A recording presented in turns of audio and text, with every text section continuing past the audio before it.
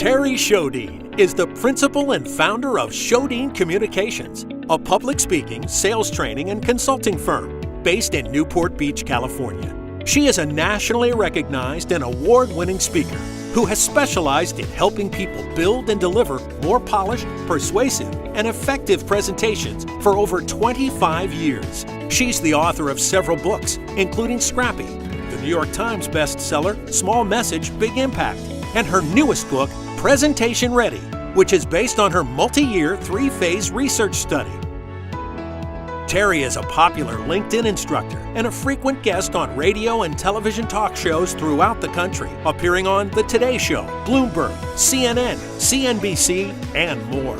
We're all looking for that perfect spot-on gesture that's that combination of savvy and smart and clever that will help us to stand out. A trade show is a perfect opportunity to craft an engaging 3-minute elevator speech. The burden of a 3-minute elevator speech is merely to intrigue the listener enough to get them to want to set up the next appointment time. And the goal is, what is your intention? So if you're selling yourself on a job interview, or you're selling a product or a service or a philosophy or an idea, you're trying to present yourself and your ideas in a way that's attractive to people and inspires them to want to hear more.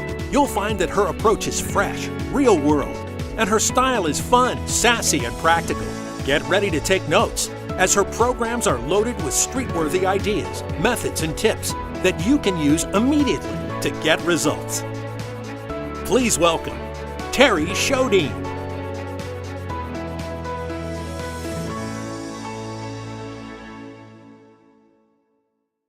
Every single persuasive argument always has to focus on the emphasis of need. Why do they need you? Now, the typical sales presentation that we see will start with something like this. Top 3 arguments. We hope that you'll consider working with us because we really care. We've been doing this for 25 years. We have excellent customer service. We have an incredible suite of products we can make available to you. We are here for the long term, and we genuinely care about our clients.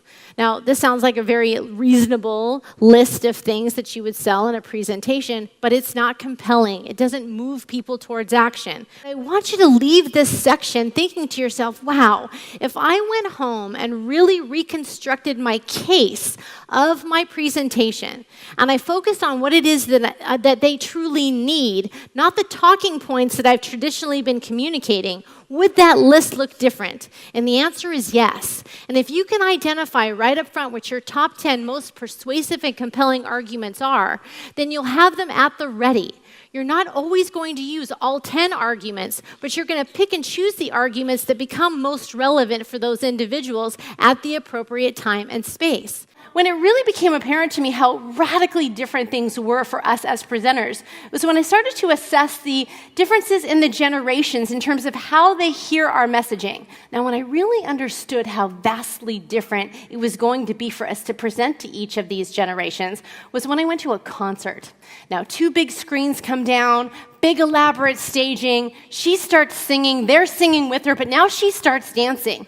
And they're dancing. They know all the moves. They are dancing with her. And they're singing and they're dancing, but now there's these text messages that are going across the screen. She's texting them, and they're interactive text messages, which means that you can interact and respond. So they're texting and they're dancing and they're singing and they're spinning.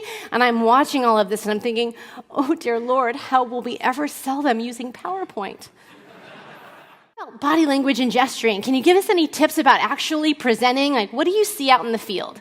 So what I'd like to do for you at this point is just reenact for you some of the strange and incredible things we've caught some of your fellow professionals doing on videotape. They begin to do what we call the chicken, because their arms are just kind of flapping back and forth. Now, if their collar is a little tight or their shirt is a little tight, it will give a complete rooster effect when you're watching the playback on the tape. They play with their keys and fiddle with their change. After a while, you're kind of wondering just what the heck it is they're doing down there.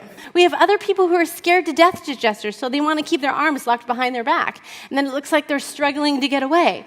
Or they want to keep their arms locked at their sides, so they gesture from here, and they do what we call the penguin. And then, of course, there's the ever-popular fig leaf. And sometimes the fig leaf gets exposed, which is weird. So it's just something to think about. But my absolute favorite came from a colleague of ours. His name was Ed Riley. There was a gentleman in his group that would get so nervous he would play with the buttons on his shirt. And in the course of his presentation, he had unbuttoned his shirt and then buttoned it back up again.